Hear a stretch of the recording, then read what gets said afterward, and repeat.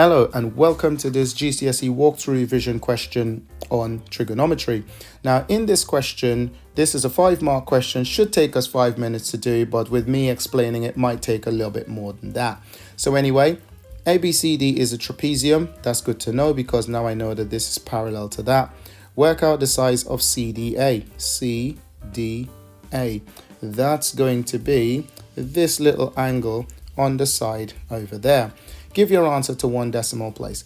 Let's zoom that in so you can see the question fully, and then we will get to work. Now, for me to find angle CDA, there's some information I need, because what I'm actually thinking of doing is dropping a perpendicular line there, which I know will be 6. And if I know, let's highlight that, if I could find out this distance from there to there, then I can use my trig ratios to work out the missing angle there. But I've got some other problems. I know the distance from here to here is 10. So let's go put that 10 in. So there is a 10 between there and there. And what I don't know though is what this is, because if I can find this out, I can add it to the 10 and then I can subtract it from 24 to give me the distance there to there. So let's go and work over here.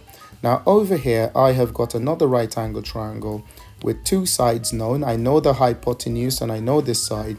So to find this other side, I'm going to use Pythagoras Theorem. And Pythagoras Theorem states that 7.5 square is equal to 6 square plus, now let's call this missing bit here x, or because I feel like it, so that's going to be x square. So now I need to do 7.5 square take away 6 square is equal to x square. Grab your calculator and let's get this going. So that will give me 20.25 is equal to x square.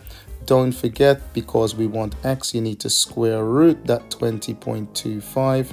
Let's finish writing that out. And so once we square root that, it's going to give us 4.5. So 4.5 is equal to that x. So now I know that this distance here is 4.5, which means that the whole distance all the way along here is 14.5. So all I need to do is take away that 14.5 from 24, and that's going to give me 9.5.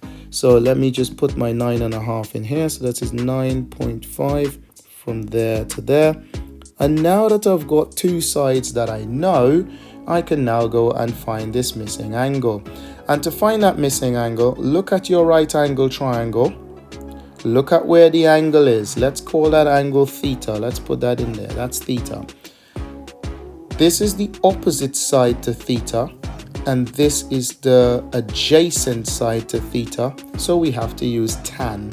So tan theta is opposite 6 over adjacent 9.5. So please make sure you double check that this height will be the same as that, so 6 over 9.5.